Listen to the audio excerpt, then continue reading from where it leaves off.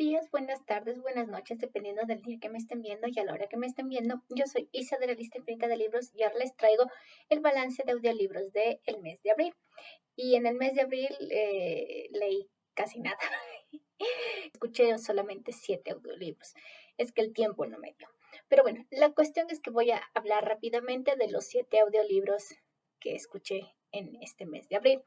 Y el primero es Cucarachas de el autor Juan Tebar. Y bueno, este es un cuento como que de suspenso, como de terror, porque nos habla de una persona que está hospedada en un hotel y de la nada empiezan a aparecerle cucarachas. Entonces se pregunta por qué, si es un hotel no debería haber. Con el paso de las noches en las que se queda en el hotel, las cucarachas empiezan a aumentar no solamente en cantidad, sino como que en tamaño, hasta verse rodeado de cucarachas. Y eso se contrapone contra su vida que está viviendo en esos días de vacaciones junto con sus amigos y la chica que le gusta. Entonces, el final es un final horroroso, pero es un cuento bastante divertido, bueno, no divertido, terrorífico, pero muy bueno, así que yo lo recomiendo bastante. El siguiente cuento es Un aire antiguo de el escritor José Luis José Luis Garro. Y es una especie de cuento en la que se retoma como que la historia desde 1939 hasta la actualidad. Sin embargo, lo hacen desde un punto de vista muy como que externo. O sea, es como que un extraterrestre y o astronauta estuviera en una especie de estación espacial viendo el quehacer de la Tierra sin intervenir directamente en ella y remembrando ciertos eventos de su vida y de la historia desde ya el espacio como que fuera totalmente ajeno a todo esto. Un cuento bastante como para reflexionar, pero muy extraño porque habla de eventos como de supuestos en los que si la Segunda Guerra Mundial lo hubiera ganado Alemania y no los aliados, o el transcurso de la historia después de ciertos eventos un poco más catastróficos en el que lo que pasó en la realidad no haya pasado. Entonces, muy, muy extraño por ese lado, pero no deja de ser un cuento interesante. El siguiente cuento es Un pájaro enjaulado de la autora Regina García.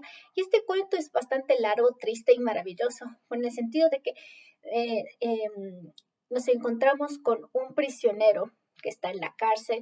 Sin embargo, vemos pues, los pensamientos de este protagonista, de este personaje, que no solamente se arrepiente, sino que está llevando las consecuencias en el sufrimiento del día a día de la prisión, con lo que todo el mundo creo que sabe qué es lo que pasa en las prisiones cuando te encuentras en una cierta área de criminales bastante peligrosos, las drogas, la violencia y todo ese tipo de abusos que se viven dentro de las prisiones.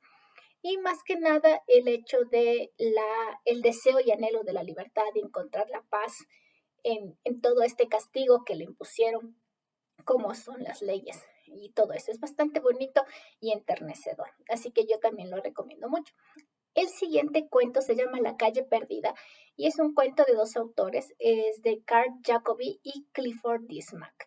Y estos autores nos muestran a una persona bastante enfocada en sus rutinas, que un día se da cuenta de que se saltó una parte de su rutina y no sabe en qué momento se saltó. Porque él dice, los domingos salgo a las 7 de la mañana, voy a tal lado, como en tal lado, doy el paseo de la tarde, veo el atardecer en tal lado, regreso por la calle tal, compro tal cosa y regreso a la casa. Esa es su rutina de todos los domingos y básicamente de todos los días porque él trabaja desde su casa. Sin embargo, en un particular domingo se saltó ir a la tienda a comprar sus tabacos, me parece. Y está con la inquietud mental de que no puede ser, si vine por donde tenía que venir. Entonces capaz que la tienda estaba cerrada y no la vi. Entonces pasa y luego sale otra vez y va por la misma ruta y se da cuenta de que eventualmente la tienda no hay. O sea, la calle no hay. Y él empieza a reflexionar como una especie de reflexión científica de las posibles causas de que esto esté pasando y llega a una conclusión bastante como que escalofriante en el sentido de la ciencia y la ciencia ficción en general. Sin embargo, no lo dicen a nadie, simplemente espera que todo suceda y es como un poco desesperante en decir, ¿por qué no dices nada? Y de pronto las cosas empiezan a seguir desapareciendo como esta calle y luego vemos un final un poco triste y desolador. Pero a la final es un cuento bastante interesante con un protagonista bastante egoísta y narcisista, básicamente. Entonces, lo recomiendo igual. El siguiente cuento es un cuento australiano de la autora Rosa Campbell Pratt que se llama El Bunyip. Y el Bunyip parece ser que es una especie de criatura mitológica australiana, como muchas de las criaturas mitológicas de aquí de Latinoamérica, causa inconvenientes a las personas cerca de las fuentes de agua. La cuestión es que este cuento no solo narra la leyenda de esta criatura, sino que nos pone en situación de un acontecimiento terrorífico que está pasando en el momento. Y como todo el mundo le atribuye a esta criatura sin enfrentarse a esta situación. Entonces, cómo la gente que maneja estas supersticiones intenta enfrentarse a esta situación y trata de averiguarlo o evitarlo para no dañarse a sí mismo. Entonces, es un cuento un poco interesante, pero al final a mí no me gustó mucho porque es como una leyenda básica y creo que hubiera sido un poquito más interesante si le metían un poco más de, digamos, de cosas terroríficas o en todo caso más de situación de nervios o tensión, pero está bien para las personas que les interesa. Ya para terminar, el siguiente cuento es Los tres deseos de la princesa, de un autor anónimo. Me parece que era una leyenda danesa.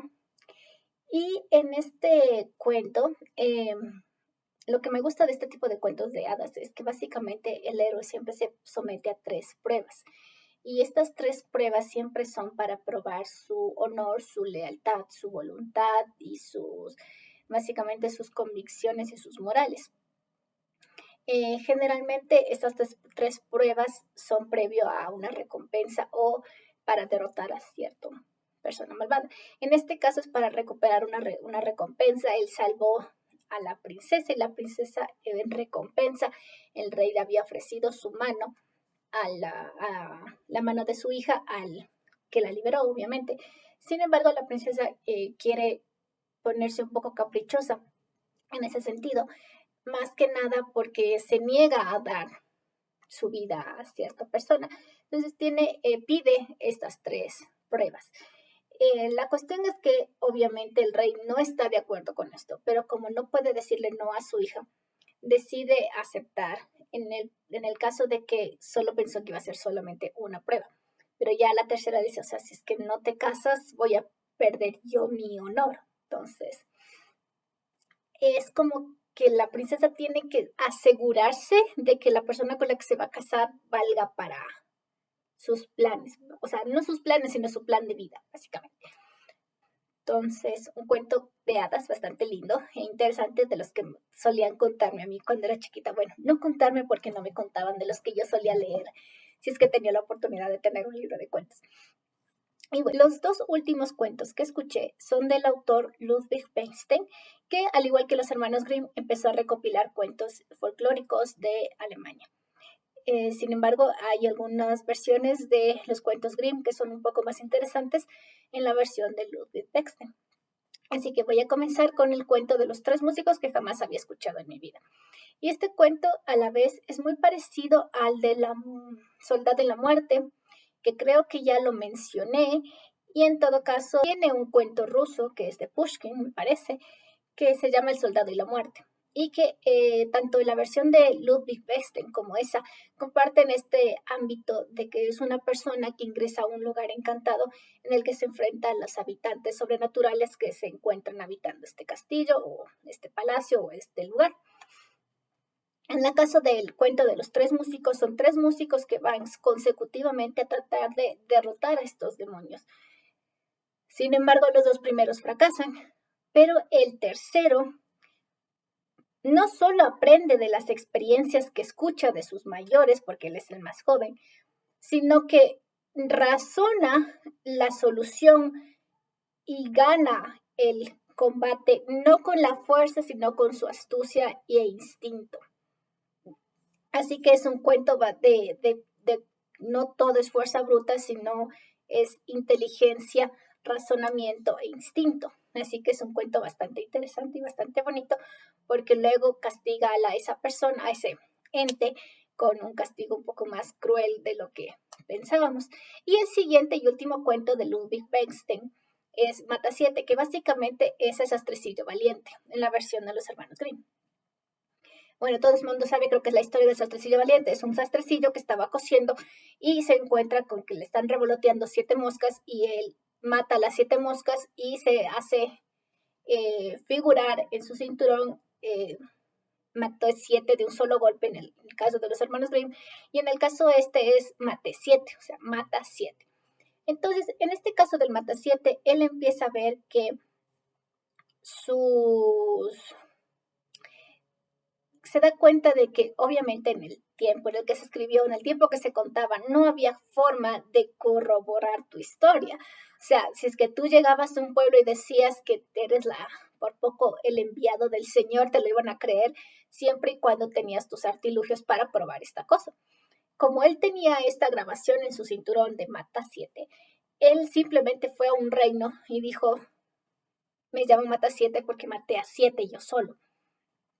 Entonces los soldados, al ver que generalmente en las batallas uno se enfrenta máximo con 2 personas y puede salir herido o malherido, y que una persona ostente con orgullo ese título, quiere decir que en teoría es un gran guerrero. Así que lo toman como un gran guerrero y poco a poco empieza a escalar en el ejército. Y el rey lo adopta como un favorito y bueno, la cuestión es que muchos altos mandos de este mismo ejército empiezan a sospechar de que esta persona puede ser un simple estafador. Así que le ponen ciertas pruebas para determinar si o no tiene razón este dichoso título.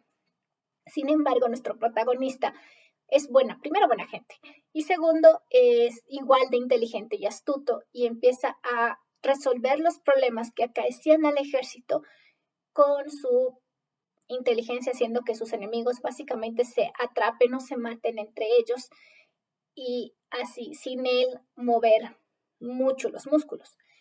Claro que en la parte final, y no les voy a contar porque quisiera que lo vieran en esta versión de El Sastrecillo Valiente, es bastante interesante porque vemos que hay una especie de traición o complot contra este personaje, y eso me pareció muy interesante porque tiene sentido en el transcurso de la historia y no es tan final feliz, slash fantasioso, slash heroico, como recuerdo yo que era el cuento de los hermanos Grimm, porque si es que recuerdo bien, en los hermanos Grimm nos muestran a este sastrecillo que se enfrenta a todo, gana por intervención divina, básicamente, con su ingenio, pero sin mucho esfuerzo igual y todo le sale bien.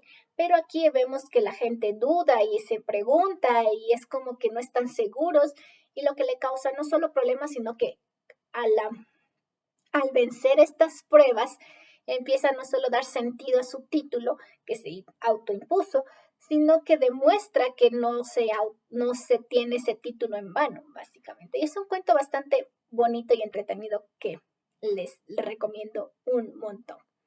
Bueno, esos son todos los audiolibros que leí en el mes de abril y ya les traeré de los que hayan escuchado en mayo porque igual serán poquitos. Bueno, eso es todo. Nos veremos en otra ocasión. Chao.